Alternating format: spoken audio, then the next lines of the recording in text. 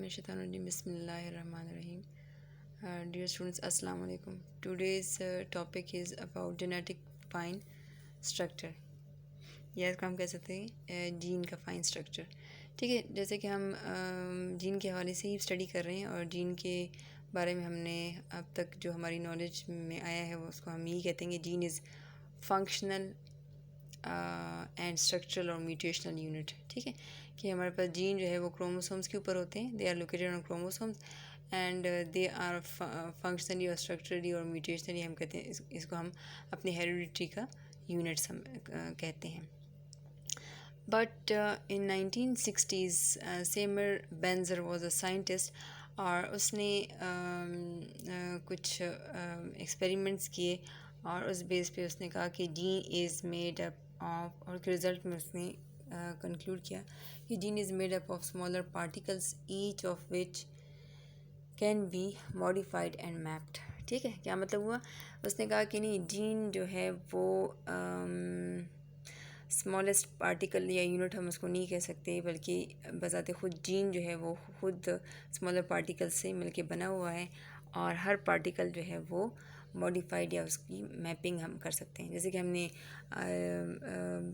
Chromosome mapping की है ना, तो क्रोमोसोम में हमने देखी कि किस तरह से क्रोमोसोम के ऊपर जीन्स लोकेटेड हैं. तो जीन्स उसको हम क्रोमोसोम मैपिंग में हमने अलीन के हवाले से देखा था कि कौन सा अलीन कितने डिस्टेंस में मॉर्गन ने उसको वो किया था, डिफ़ाइन किया था और उसका निकाला था. क्या कहना चाहिए, जीन मैप, ये क्रोमोसोम मैपिंग के लिए एलीन फ्रीक्वेंसी, रिकॉम्बिनेशन फ्रीक्वेंसी के ज़रिए से हम बता सकते हैं कि कौन सा जीन किस जगह पे और मतलब उसकी वो क्या है, अरेंजमेंट क्या है और उनके आपस में बीच में डिस्टेंस क्या है. ठीक है, तो वही चीज़ बेंजर ने कहा कि gene within the gene there is present small, मतलब gene is compose of smaller particles और उनकी भी हम मैपिंग कर सकते हैं. ठीक है, मतलब मज़ीद उसको जीन जो है मज़ीद मॉडिफाइड हो सकता है. ठीक है, तो उसने ये चीज़ किस जीन का फाइन स्ट्रक्चर किस तरह से उसने किया,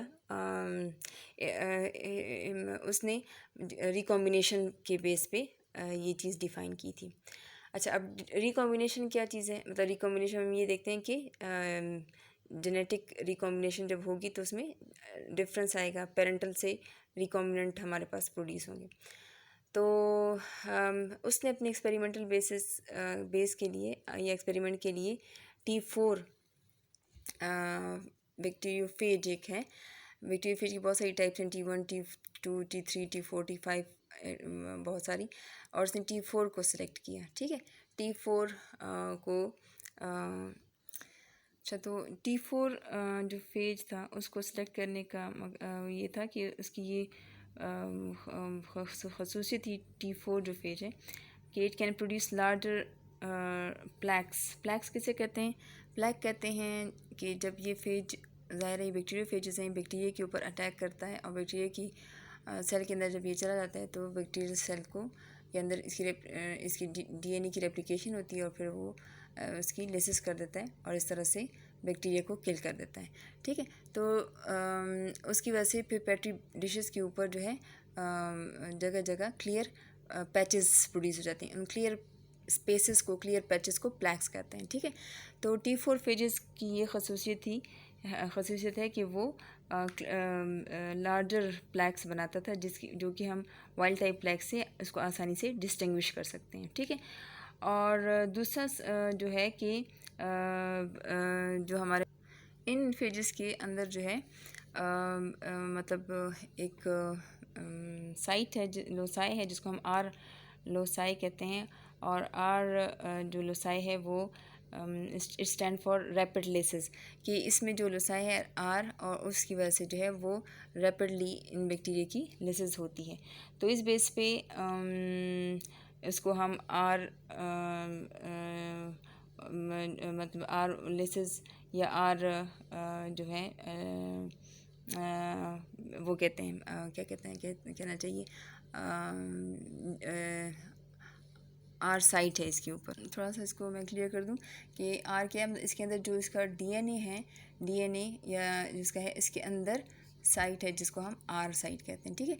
और ये आर साइट या आर लोसाई जो है ये रैपिड लिसिस करता है, और इसकी फिर बेंजर ने बहुत सारी डिफरेंट टाइप्स देखी, और उसमें R1 और R2 टाइप्स, ठीक है, और भी बहुत सारी तो R2 टाइप्स को इसने लिया, मतलब वो फेज जिसके अंदर R2 टाइप लोसाई था, और उसको अपने इस एक्सपेरिमेंट के लिए इस्तेमाल किया। अच्छा, तो अब क्या है कि हमारा जो फेज है वो बैक्टीरिया की वॉल के ऊपर जाके जब अपनी टेल से बाइंड करता है, तो अब सपोज़ हम कहते हैं कि हमारे पास यहाँ पे 2 फेजेस हैं, ठीक है।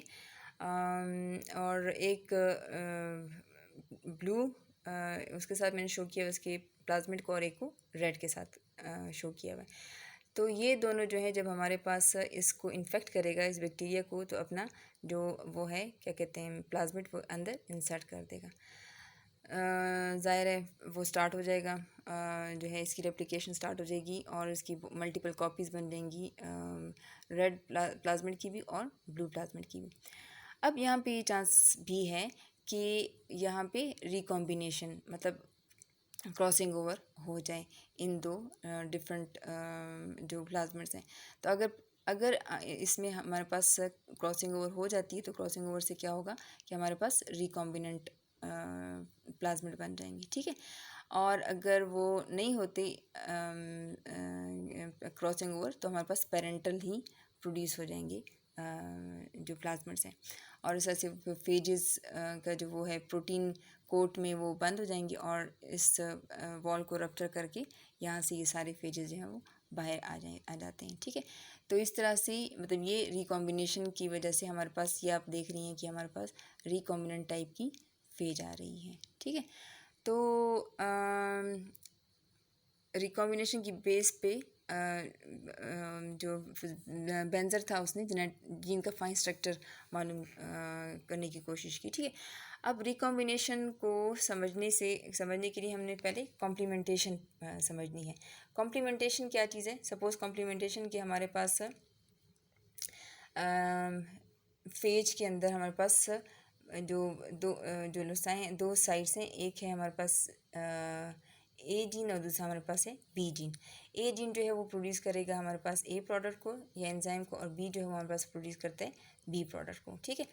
तो जब ये हमारे पास अब ये T4 फेज की ही बात हो रही है, ठीक है, वाइल्ड टाइप है, T4 वाइल्ड टाइप फेज है, और ये फेज इसके अंदर दो जीन्स हैं ए और बी। ए जो है वो प्रोड्यूस करता है हमारे पास एक एंजाइम, सपोज एंजाइम ए, और ये एंजाइम बी। अब ये जब प्रोड्यूस होंगे तो इसी के बेस पे जो है they have the ability to क्या कहना चाहिए कि ये बैक्टीरिया को किल कर सकता है। तो बैक्टीरिया को जब किल करेगा तो जाहिर है कि हमारे पास जो पेट्री डिश के अंदर जब हम बैक्टीरिया को ग्रो करेंगे, तो बैक्टीरिया जगह जगह पे किल हुए होंगे due to its infection with T4 phage. तो इसकी वजह से हमारे पास यहाँ पे क्लियर स्पेसेस नज़र आ जाएंगे।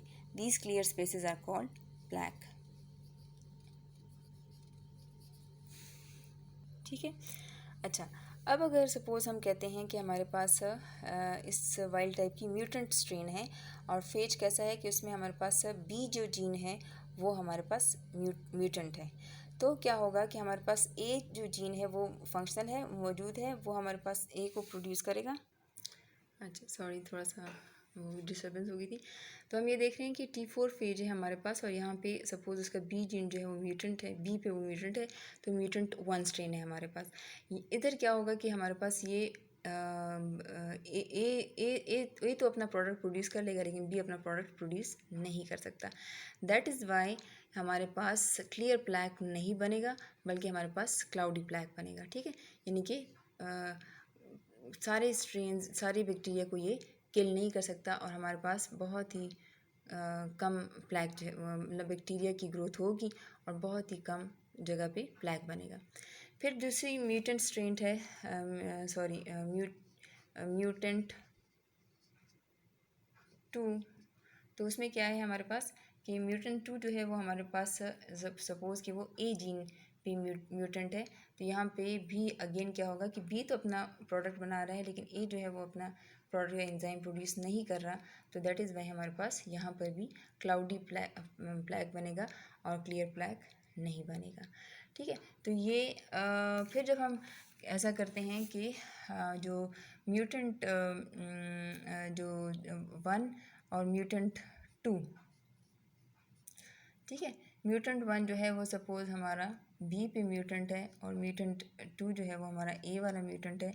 इन दोनों को हम जब कम्बिनेशन में इकट्ठे जो है देते हैं इन्फेक्शन बैक्टीरिया को, तो क्या होगा कि ये वाली जो स्ट्रेन है वो प्रोड्यूस करेगा अपना एंजाइम ए को और ये वाली जो स्ट्रेन है वो प्रोड्यूस करेगा एंजाइम बी को। तो इधर भी हमारे पास ए बी कॉम्प्लेक्स बन जाएगा। जब ए बी कॉम्प्लेक्स बन जाएगा तो अगेन इस केस में भी जब हम इसको को इन्फेक्शन यानी कि दोनों की इन्फेक्शन हम बैक्टीरिया को देंगे तो यहाँ पर भी हमारे पास क्लियर प्लैग जो है वो प्रोड्यूस होगा।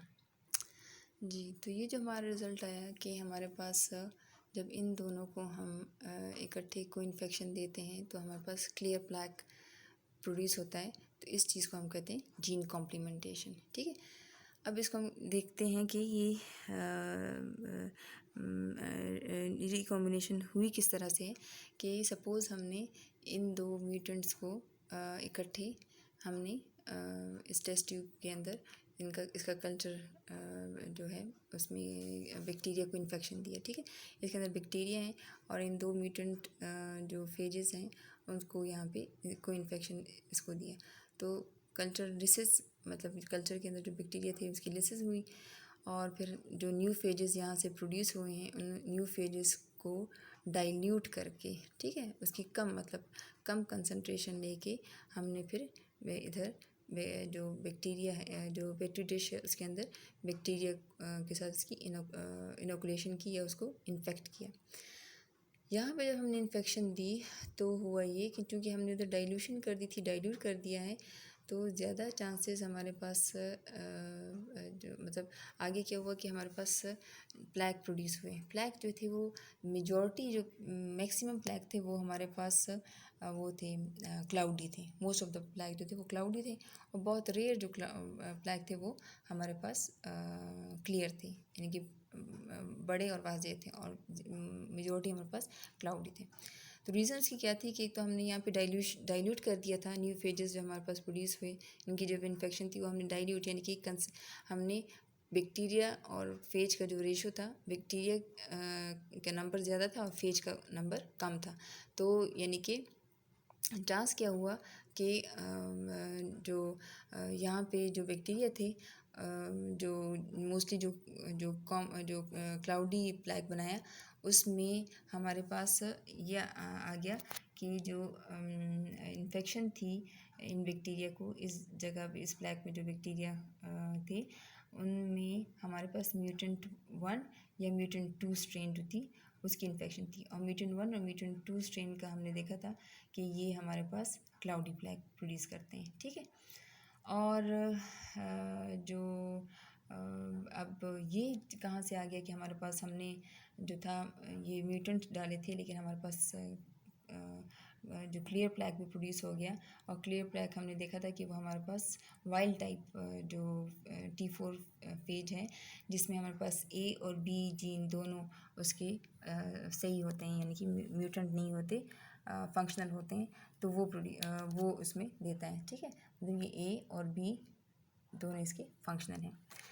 तो उसके लिए क्या है कि जब हमने इसकी को इन्फेक्शन यहाँ पे दी थी तो को इन्फेक्शन के दौरान इन दो म्यूटेंट स्ट्रेन्स के दरमियान क्रॉसिंग ओवर हो गई, रिकॉम्बिनेशन होगी। ठीक है, क्रॉसिंग ओवर हुई तो हमारे पास ये सपोज़ हमारे पास ये ए है, ये बी जीन है, ये एक म्यूटेंट वन है और ये म्यूटेंट टू है। ठीक है, इसमें ये इसका ए जीन है और ये बी जीन है, ये यहाँ पे ए नॉन फंक्शनल है, यहाँ पे बी नॉन फंक्शनल है। अब क्या हुआ कि जब क्रॉसिंग ओवर हुई तो क्रॉसिंग ओवर के दौरान क्या हुआ कि ये जो जीन था ये यहाँ इसके साथ इनकॉर्पोरेट होके मतलब यहाँ आ जाता, मतलब ये इस तरह से होगा। मैं दूसरा मार्कर इस्तेमाल करती हूँ कि ये यहाँ से ये पार्ट यहाँ से इसके साथ जुड़ जाता है, यानी कि फंक्शनल ए फंक्शन बी के साथ जुड़ जाते हैं। तो फंक्शनल ए फंक्शन बी के साथ जुड़ जाएगा, ये एक फेज प्रोड्यूस हो गया, ठीक है। और दूसरा क्या है, जो हमारे पास वो है नॉन फंक्शनल जीन के साथ चला जाता है, तो वो हमारे पास यहाँ पे प्रोड्यूस हो जाता है, ठीक है। तो ये हमारे पास नॉन फंक्शनल दोनों एक ही फेज के अंदर आ जाते हैं। तो जो मोस्टली हमें इस पेट्री डिश के अंदर जो क्या कहते हैं क्लाउडी प्लैक नज़र आए, तो उसकी वजह क्या थी कि मोस्टली हमारे पास जो बैक्टीरिया थे उनको इन्फेक्शन मिली थी या तो M1 म्यूटेंट स्ट्रेन से या M2 से, या हमारे पास इसको हम कहने के जिसमें डबल म्यूटेशन कह लें या उसमें कहने के दोनों नॉन फंक्शनल, मतलब जो हमारे पास रिकॉम्बिनेंट आया था, रिकॉम्बिनेशन की रिकॉम्बिनेंट, तो ये रिकॉम्बिनेंट ऐसा था कि जिसके अंदर दोनों नॉन फंक्शनल थे। तो जब दोनों नॉन फंक्शनल, तो जाहिर है ये भी क्लियर प्लैक प्रोड्यूस नहीं करता, तो हमारे पास ये क्लाउडी प्लैक आ जाएगा। और एक ही बहुत ही कम चांस है कि जिसमें हमारे पास ऐसे प्रोड्यूस हुए जो कि वाइल्ड टाइप, जिसमें दोनों फंक्शनल हैं, तो जो बहुत ही कम केस में है, और वो जब प्रोड्यूस हो जाएंगे और तो वो जिन बैक्टीरिया को ये इन्फेक्शन देगा ये वाला फेज, तो उसके ज़रिए से हमारे पास इस पेट्री डिश में कहीं कहीं हमें क्लियर जो है ब्लैक है वो नज़र आ गया था। अच्छा, तो यहाँ पे एक और चीज़, मतलब ये डाइल्यूशन के हवाले से और देख लेते हैं कि अगर हम अपने जो M1 और M2 जो फेजेस हैं, अगर उसकी हम हाई कंसंट्रेशन फेज की हम देते हैं और बैक्टीरिया को इन्फेक्शन देते हैं, तो चांस दोनों के हैं कि ये भी इसको इन्फेक्ट करे, ये वाला फेज भी, और ये वाला फेज भी इसको इन्फेक्ट करे, ठीक है। तो जब ये दोनों फेजेस इसको इन्फेक्ट करेंगे, तो यहाँ पे फिर चांस आ सकता है कि यहाँ पे हमारे पास क्रॉसिंग ओवर हो और हमारे पास इस तरह से वाइल्ड टाइप प्रोड्यूस हो जाए। मतलब ये क्रॉसिंग ओवर का फिनोमेन तो ज़रा वो है, ज़रा डिफ़िकल्ट है, लेकिन फिर भी चांसेस कहीं कि हो सकता है।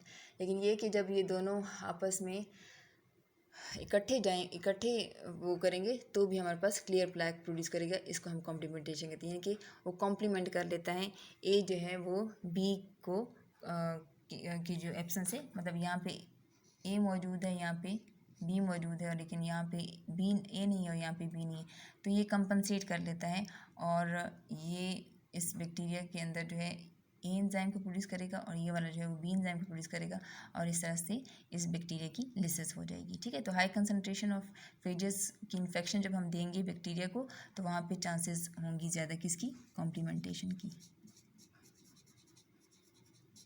कॉम्प्लीमेंटेशन आपको पता है ना क्या है, कॉम्प्लीमेंटेशन मतलब ये कि एक की कमी को दूसरा पूरा कर लेता है। लेकिन इसके बरक्स अगर हम ये करें कि हम इसकी डाइल्यूट करके डाइल्यूट कंसनट्रेशन से हम बैक्टीरिया को इन्फेक्शन देंगे इन दो स्ट्रेन से, तो फिर क्या होगा कि हमारे पास चांस ही होगा कि एक बैक्टीरिया किसी एक ही किस्म की स्ट्रेन से इन्फेक्ट हो। मतलब सपोज़ ये बैक्टीरिया जो है वो इस स्ट्रेन से इन्फेक्ट हो और ये बैक्टीरिया इस स्ट्रेन से इन्फेक्ट हो, तो फिर क्या होगा कि ये भी क्लियर प्लैक प्रोड्यूस नहीं कर सकता क्योंकि इसके पास बी नहीं है, बी एंजाइम जीन जो है वो फंक्शनल नहीं है, और यहाँ पर भी ये होगा कि ये जो ए जीन है वो फंक्शनल नहीं है, तो इसलिए वो भी यहाँ ये फेज भी यहाँ पे लिसिस नहीं ला सकता। तो इस वजह से इधर भी इन बैक्टीरिया के इन्फेक्शन से, इन फेजेस की इन्फेक्शन से इन बैक्टीरिया की लिसिस आसानी से नहीं होगी, और क्लियर प्लैक जो है हमारे पास इस केस में कि अगर हम डाइल्यूट कर देते हैं अपने फेज की कंसनट्रेशन को, तो फिर हमारे पास क्लाउडी प्लैक बनेंगे, ठीक है। आई होप कि यहाँ तक तो आपको समझ आ गई होगी। जी स्टूडेंट्स, अब तक हमने देख लिया कि रिकॉम्बिनेशन हुई है, लेकिन किस तरह हुई है, बिटवीन टू जीन्स, ठीक है। तो उसको हम कहते हैं इंटरजीनक रिकॉम्बिनेशन। फिर बेंजर ने नेक्स्ट इसी चीज़ को, रिकॉम्बिनेशन को और कॉम्प्लीमेंटेशन को बेस रखते हुए आगे जीन के ऊपर काम किया और इंट्राजीनिक रिकॉम्बिनेशन को डिफ़ाइन किया, और उसने हेल्प ली थी R2 म्यूटेंट स्ट्रेन्स की, ठीक है। तो R2 म्यूटेंट स्ट्रेन, जैसे मैंने आपको कहा कि ये यही T4 फेज है जिसके अंदर उसके पास एक लोसाई के ऊपर लोसाई है या लोकस है जिसके ऊपर R2 जीन है, ठीक है। आर रैपिड लिसिस को कहते हैं। तो ये म्यूटेंट स्ट्रेन इसकी हैं। तो और ये जो है हमारे पास मुख्तलिफ़ किस्म की जो बैक्टीरिया हैं उसके ऊपर ये अपनी ये जो म्यूटेंट्स हैं ये अपनी ग्रोथ शो करता है या नहीं करता, ठीक है। तो जो मज़े की बात है कि हमारे पास दो तरह की बेंजर ने वो लिए बैक्टीरिया, एक ई कोलाई के और दूसरा ई कोलाई बी बैक्टीरिया, ठीक है। इन दो स्ट्रेन्स के ऊपर फिर इसने इस फेज का की ग्रोथ का वो देखा, रेशो देखा। उसने क्या किया, स्टार्ट लिया, उसने देखा कि जब हमारे पास ये फेज है जिसके अंदर हमारे पास R2 जीन है, ठीक है। अब यहाँ पे ये कन्फ्यूजन नहीं करनी कि ए और बी दो अलग जीन है, नहीं, ये R2 एक ही जीन है जिसके ऊपर हम कह सकते हैं कि दो इसकी वो हैं सब पार्टिकल्स हैं R2 के, एक है पार्टिकल ए और दूसरा है पार्टिकल बी, ठीक है। कंप्लीट ये एक जीन है। और जब हमारे पास ये कंप्लीट जीन मौजूद है सही फॉर्म में, तो ये मतलब वाइल्ड टाइप है, तो ए जो है वो हमारे पास ए एंजाइम, ए जो वो पार्टिकल है वो हमारे पास ए प्रोडक्ट प्रोड्यूस कर रहा है और बी जो है वो बी प्रोडक्ट प्रोड्यूस कर रहा है। in its presence this phage can show growth on E coli के बैक्टीरिया, ठीक है। ई कोलाई के बैक्टीरिया के ऊपर ये एक स्ट्रेन है, ठीक है, ई कोलाई की एक किस्म है। तो उस बैक्टीरिया को इस फेज से जब इन्फेक्शन दिया जिसमें ये दोनों साइड जो हैं उसकी वाइल्ड हैं या मतलब ये म्यूटेंट नहीं है, ठीक है, ठीक है। तो उससे उसको जब इन्फेक्शन दिया तो ये ई कोलाई के जो है उस पर उसने ग्रोथ शो की, ठीक है। अच्छा जी, फिर जो है नेक्स्ट उसने देखा कि हमारे पास सपोज़ कि ये जो T4 जो फेज है उसमें R2 जो उसका जो जीन है उसमें B जो साइट है वो फंक्शनल नहीं है, सिर्फ A फंक्शनल है। तो इस किस्म के जो फेजेस थे they can show their growth on E coli B bacteria, ठीक है। और ये जो बैक्टीरिया हैं, ये जो फेजेस हैं, ये ई कोलाई के ऊपर अपनी ग्रोथ शो नहीं कर सकता है, इसलिए, ठीक है, मैंने नीचे लिख दिया नॉट, कि will not show it's growth in on E coli के, कौन सा वाला, जिसमें बी जो है वो नॉन फंक्शनल हो, बी साइट उसकी। और फिर अगर हम देखें हमारे पास फेज है जिसमें ए जो साइट है वो नॉन फंक्शनल है, तो फिर इस तरह की फेजेस जो हैं वो ई कोलाई बी के ऊपर तो अपनी ग्रोथ शो करेंगे, यहाँ पे ब्लैक वो ग्रोथ शो करेंगे, लेकिन ई कोलाई के अंदर again it will not show it's growth, ठीक है, यहाँ पे ग्रो नहीं कर सकता। लेकिन क्या हुआ कि जब बेंजर ने इसका मिक्सचर मतलब इन दोनों स्ट्रेन्स को या इन दोनों जो वो थी हमारे पास फेजेस की जो टाइप्स थी उनको जब मिक्स किया, तो मिक्सचर की फॉर्म में जब उसने उसको इन्फेक्शन दिया ई कोलाई के को, तो वहाँ पे जो है ग्रोथ शो हुई, ठीक है। तो इस तरह से ये अपने ज़हन में रखें। अब नेक्स्ट क्या है, नेक्स्ट हम देखते हैं कि जो हमारा जो फेज है उसमें हमारे पास within the same particle, ठीक है, सेम पार्टिकल में, यानी कि हमारे पास ए जो पार्टिकल है इसको मैंने यहाँ पे रेड लाइन शो की हुई है कि यहाँ पे म्यूटेशन है, कोई डिलीशन है, कुछ भी है, मतलब कोई चेंज आ गई है, ठीक है। और इस तरह की चेंज मतलब बी बिल्कुल नॉर्मल है, ए जो है उसमें सिर्फ एक साइड पे चेंज आ गया है, म्यूटेशन आ गई है।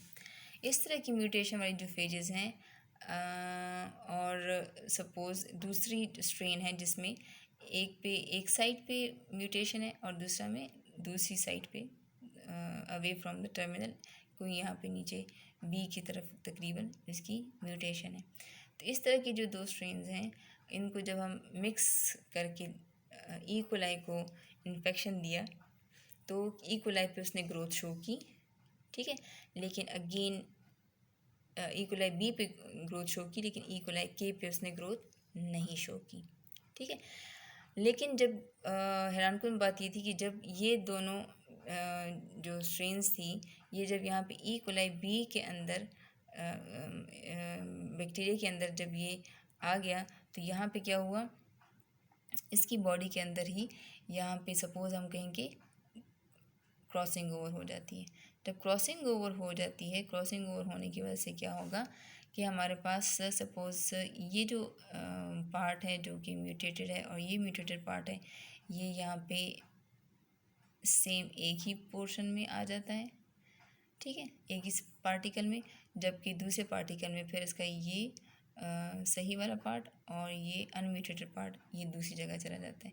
तो इस तरह से हमारे पास ये दो रिकॉम्बिनेंट प्रोड्यूस हो जाते हैं due to this crossing over. तो क्या होगा कि हमारे पास ये दोनों जो हैं, इन दोनों की प्रेजेंस में फिर ई कोलाई के जब ये दोनों मौजूद हैं, या मतलब ई कोलाई के जो है इस तरह के जो बैक्टीरिया थे, इस तरह के जो फेजेस थे जो कि हमारे पास रिकॉम्बिनेंट थे, इन्होंने जब ई कोलाई के को इन्फेक्शन दिया तो वहाँ पे उधर उसने ग्रोथ शो की, ठीक है। अच्छा, तो यहाँ पे जब हम इन दो स्ट्रेन्स को, फेजेस को इस ई कोलाई बी पे को इन्फेक्शन देते हैं, तो ये यहाँ पे इसको ग्रोथ के लिए अलाउ करता है, ठीक है। तो इसका मतलब ये है कि E coli B is permissive,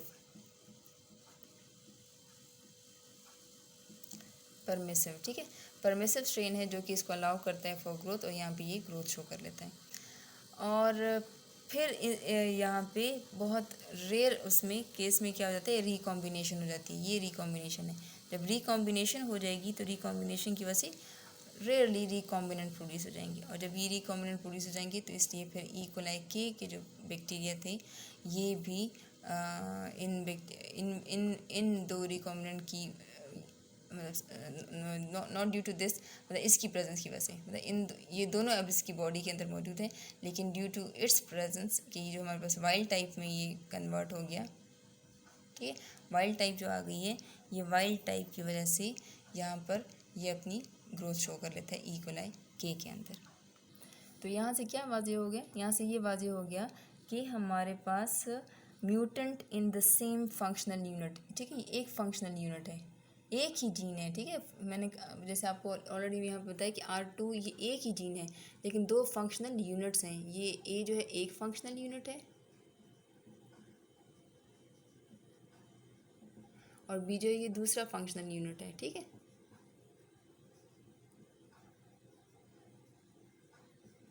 तो इन दो फंक्शनल यूनिट में सपोज़ हमने कहा कि एक ही फंक्शनल यूनिट के अंदर म्यूटेशन हो गई, और यहाँ पे फिर जब इनके अंदर में रिकॉम्बिनेशन हो जाती है तो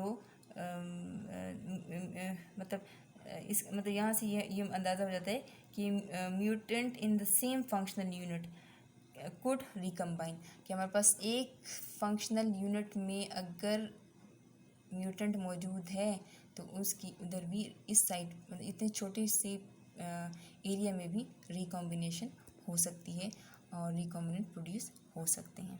अच्छा, तो अब यहाँ पर भी यही बात है कि सपोज़ हमारे जो R2 ये वो है स्ट्रेन फेज, इसमें ये इसका ए और ये बी, ठीक है। ए जो फंक्शनल यूनिट है उसमें हमारे पास यहाँ पे एक म्यूटेशन है और यहाँ पे म्यूटेशन है, ठीक है। और सपोज़ इसी तरह से हमारे पास यहाँ पर भी जो फंक्शनल यूनिट ए है R2 जीन में, ठीक है, ये R2 जीन का ही हिस्सा है ये दोनों।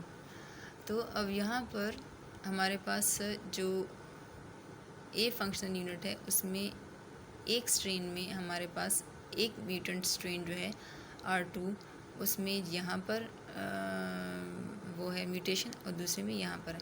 तो अब देखिए यहाँ पर the distance between the two reasons जहाँ पे म्यूटेशन है वो यहाँ पे मैक्सिमम है, जबकि यहाँ पे कम है, ठीक है।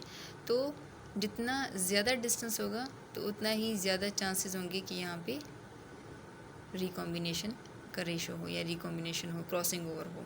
और जितना कम डिस्टेंस होगा उतने ही चांसेस कम हैं कि यहाँ पे रिकॉम्बिनेशन या क्रॉसिंग ओवर हो। ठीक है, तो इस तरह से जो है हमारे पास जिस तरह से मॉर्गन ने वो किया था ना कि हमने उसने जीन के दरमियान बिटवीन द जीन्स जितना डिस्टेंस ज़्यादा होगा उतनी रिकॉम्बिनेशन फ्रीक्वेंसी ज़्यादा होगी, जितना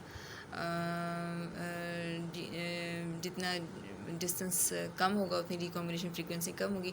तो इस तरह से वेंजर ने भी कहा कि विद इन द जीन इसके अपने जो फंक्शनल यूनिट्स हैं उनमें अगर म्यूटेशन एक ही सेम फंक्शनल यूनिट में है तो recombination frequency will depend upon the distance between the two mutational sites, कि म्यूटेशन साइट्स जो हैं उनके दरमियान डिफरेंस कितना है, डिस्टेंस कितना है।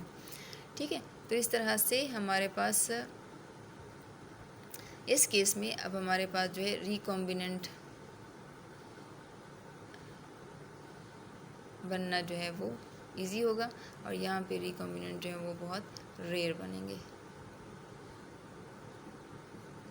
ठीक है, अच्छा अब क्या है, अब वेंजर ने जो अपना एक्सपेरिमेंट किया उसमें उसने इकोलाई के और इकोलाई बी के ऊपर जो हमने ये स्ट्रेन की कंबाइन इन्फेक्शन दी थी, तो वहाँ हमने देखा कि हमारे पास इकोलाई के में जो है क्लियर प्लाक तभी बनेंगे या वहाँ पे ग्रोथ तभी शो करेगा जब हमारे पास जो रिकॉम्बिनेंट हैं वो स्ट्रेन यहाँ पे आ जाए। ठीक है, तो रिकॉम्बिनेंट हमारे पास यहाँ सपोज अगर ये रिकॉम्बिनेशन हो जाती है तो यहाँ पे हमारे पास 2 रिकॉम्बिनेंट हैं। ठीक है, एक रिकॉम्बिनेंट कौन सा वाला है कि जिसमें हमारे पास